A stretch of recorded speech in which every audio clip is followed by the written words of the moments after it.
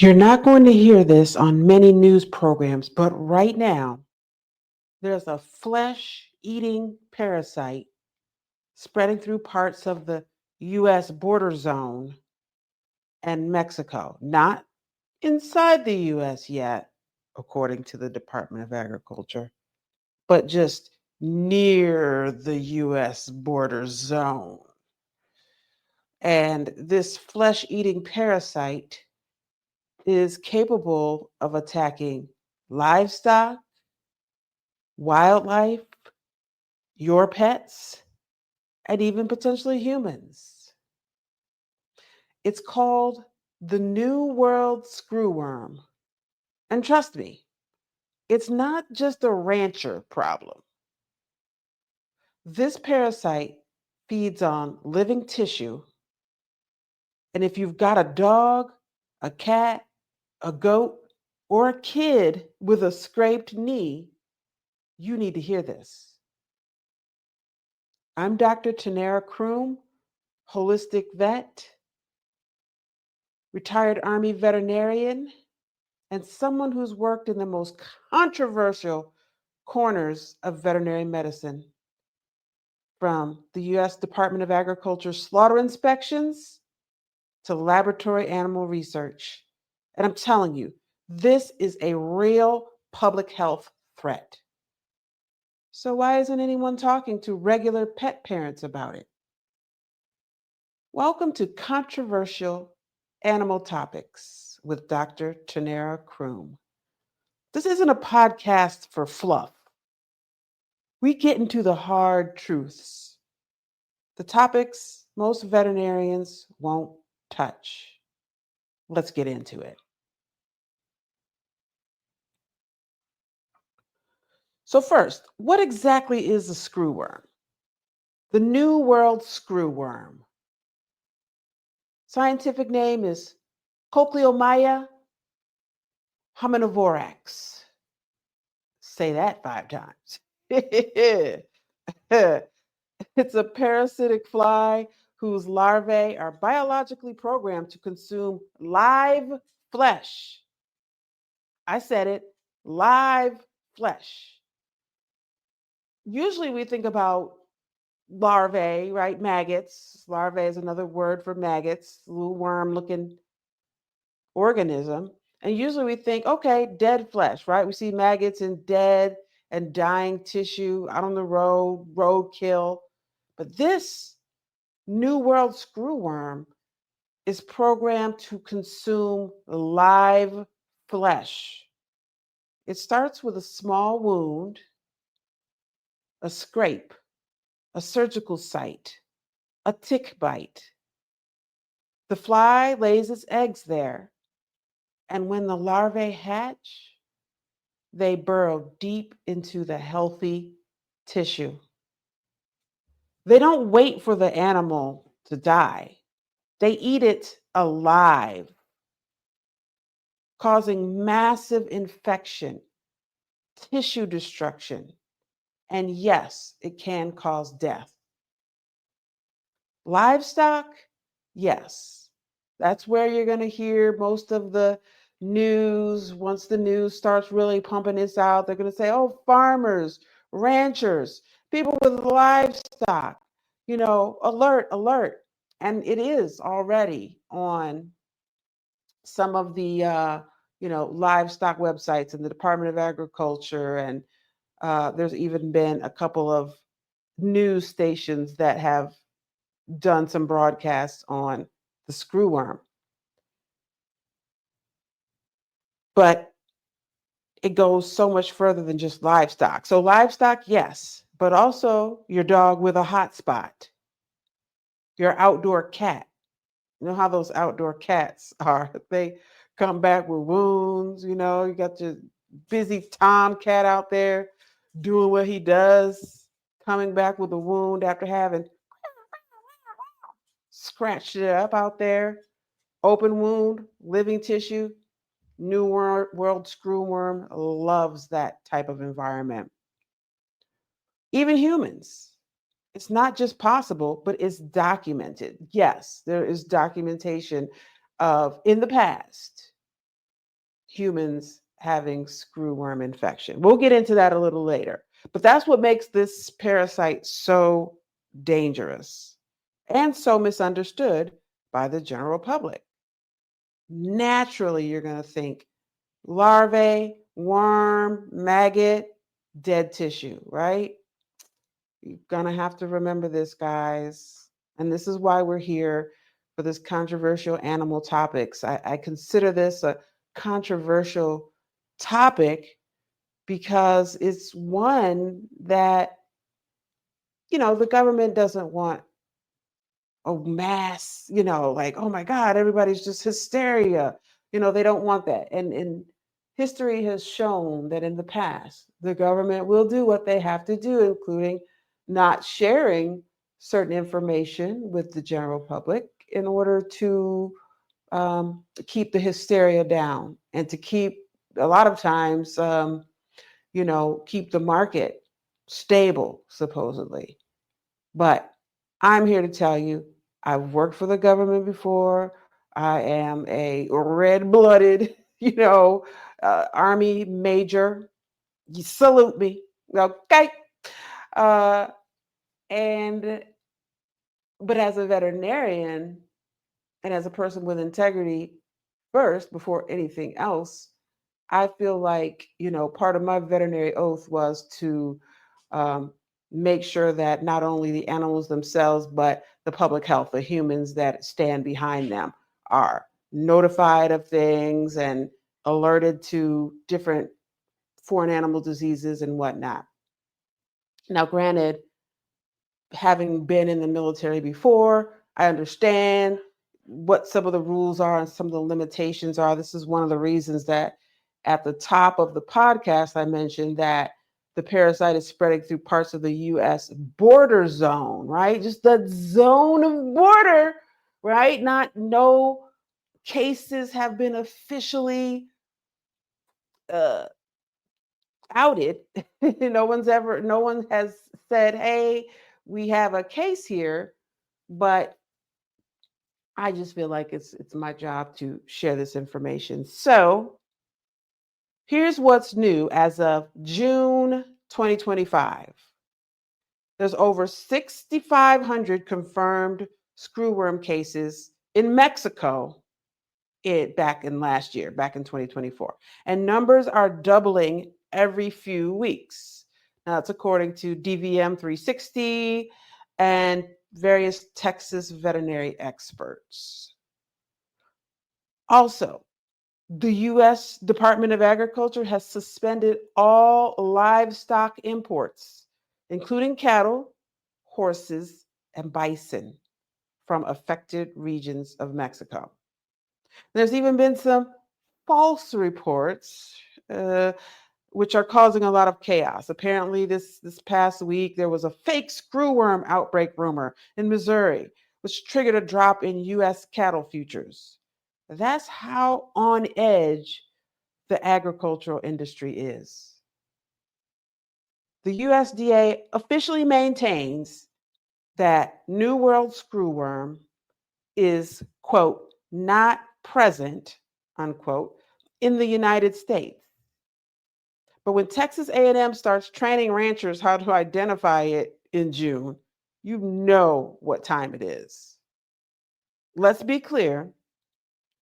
No confirmed cases inside the United States yet, but we are in the pre-breach phase. It's not if, it's when. Like, think about it. These are flies. Are flies going to say, oh, there's the Mexican US border, I better stay over here? No, they're going to say, oh, there's a Texas cow with a wound on its side. Safe pickings, you know. So again, none of this is being explained in simple terms to the public, and this is where I feel like I need to come in and, explain. You're not going to be hearing this every night on the evening news, and that's the real problem. Okay. Yes, there have been a couple of local stations in Texas. I'm doing this research right now. And they're saying, I see a couple of stations did a nightly article on screwworm. And this was in June, so like June 3rd and 4th, so relatively recently. And then NPR actually had a segment back in May 2025. So not too long ago here, that NPR, right? Like we all can probably agree that NPR is a pretty, nonpartisan. They just give the news like it is. And yeah, they had a segment on the screwworm back in May and what this really could mean. So, but this isn't the first time we've had to deal with this parasite. The United States used to battle screwworms all the time until a special technique came along called the sterile insect technique, or the SIT, SIT. Back in the 1980s, the United States released millions of sterilized male flies to interrupt reproduction. And that eradicated screwworms in the continental US, and then Mexico and Central America also followed with this sterile insect technique. But here's what no one wants to admit: climate change is changing migratory paths. You can't just say like, "Oh, this is the migratory path of the blowfly back in 1967, and now in 2025 we expect those migration patterns to be exactly the same." Heck no. So, but then, as you know, in the United States, we can't even come to an agreement that there's climate change. I think we can by now, but you know what I'm saying. So, also, animal smuggling and border breaches, they're real. It's like, just like the flies don't turn away at the border, people who've been animal smuggling and breaching the border, they've been doing it, they're going to continue doing it. They're not going to stop doing it because of some supposed disease that maybe they don't even care about. All right. And then just because something is eradicated doesn't mean it can't come back with a quickness. With a quickness. So, Panama reported thousands of cases just last year. And now it's up through southern Mexico.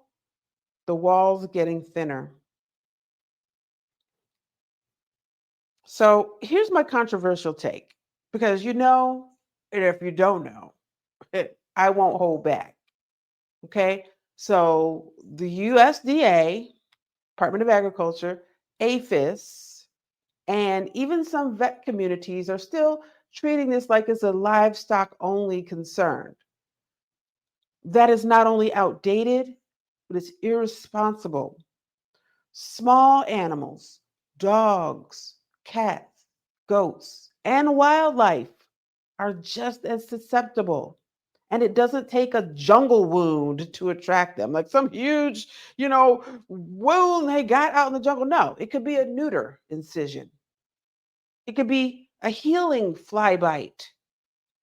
It could be a hot spot on a Labrador. And I mean, back to the wildlife thing, like, all of the experts are now telling these Texas farmers and ranchers, to what to look out for and what to be aware of and keep your eye on this. There's no way to keep your eye. You have thousands and thousands and thousands of cattle. You're going to keep your eye on every single potential wound out there on a leg, be able to see it, be able to spot it. And even if you were, what about wildlife? You're going to see every wound that a bird or, this is any animal. These parasites love flesh, living flesh, any animal, including human. Okay. So why aren't we alerting everyday pet parents? Well, that's what we're doing right now here on this podcast, Controversial Animal Topics with Dr. Turnera Croom. Why isn't every veterinary hospital getting this into summer client emails? It's in my summer client email at drcroom.com. Why isn't this part of the summer care checklists in grooming salons and shelters? Well, maybe now it will be as we're getting this information out there and letting people know. Like, you don't want to cause mass panic, but the mass panic is going to happen when you don't help people get prepared. And you know why this isn't an alert for everyday pet parents? Because it doesn't sell vaccines. Because too many people are scared of stirring panic. Well, panic is already happening on the markets where cattle prices are crashing from a rumor. So I ask again, or I say it again. If you've got animals, you deserve the truth. Now let's break down what you, as a vet tech, veterinarian, a veterinary assistant, or a pet parent, need to watch out for. Signs of screwworm infestation. Persistent, foul-smelling wound discharge. Visible maggots deep inside a wound. Tunneling or holes forming in the flesh. Sudden aggression, agitation, or pain when touched. Any animal, any animal. So not only livestock and cattle, but your own dog, your own outdoor cat, yourself. Sudden aggression, agitation, pain when touched, as well as fever, swelling, and loss of appetite in pets with wounds. And remember, it doesn't always look dramatic at first. It can start subtle and escalate fast. Prevention matters. So you want to keep wounds clean and dry. You could use wound sprays that deter flies. You want to get the vet approved kind, okay? We probably have some wound sprays in my online pharmacy at drcroom.com. You can also check daily for swelling or unusual odor during healing. So, keep an eye on those wounds, whether it's a spay, your dog's been spayed recently, or your goat has had some type of an accident and a wound had to be healed up, any type of animal. All right. So now let me be clear. I am not speaking from fear. I'm speaking from experience. I've worked inside U.S. Department of Agriculture facilities for many years, for about 8 years of my veterinary career were spent inside of USDA facilities. And I've watched how decisions get made about what information the public sees. I've stood over carcasses in processing plants. I've monitored animals in research settings, and I've fought for ethical treatment behind the scenes. This is me as a veterinary advocate and animal advocate working as a veterinarian in controversial veterinary specialties. And now I'm using my voice to inform pet parents, students, interns, and future veterinarians before this becomes another avoidable crisis. This podcast isn't sanitized. It's not backed by pharma or PR. It's just me, your vet in the trenches, telling you what you deserve to know. In future episodes, you'll hear from not only myself, Dr. Croom, but my veterinary interns and assistants, some of whom are already researching screwworms and public outreach strategies. We'll be tackling topics like, should dogs be eating raw food? What really happens to lab animals after experiments? And why isn't pet insurance covering the right things? You can join our free online community at school.com. Just search for controversial animal topics and jump in. Want to stay connected with what I'm building? Visit drcroom.com for info on my virtual services, holistic herbs, my future vet internship, and more. This is where science, advocacy, and truth collide. That's right. So, here's your homework. Read the latest articles. There's some on Reuters, Vet360, APHIS website, that's spelled APHIS. And talk to a vet you know. Ask if screwworm is on their radar. If you're a student or a vet intern, bring this topic up in rounds or study groups. We are not waiting for screwworm to get here before we educate ourselves. This is Controversial Animal Topics, and I'm Dr. Turnera Croom, your Army vet, holistic doc, and truth teller in the world of animal care.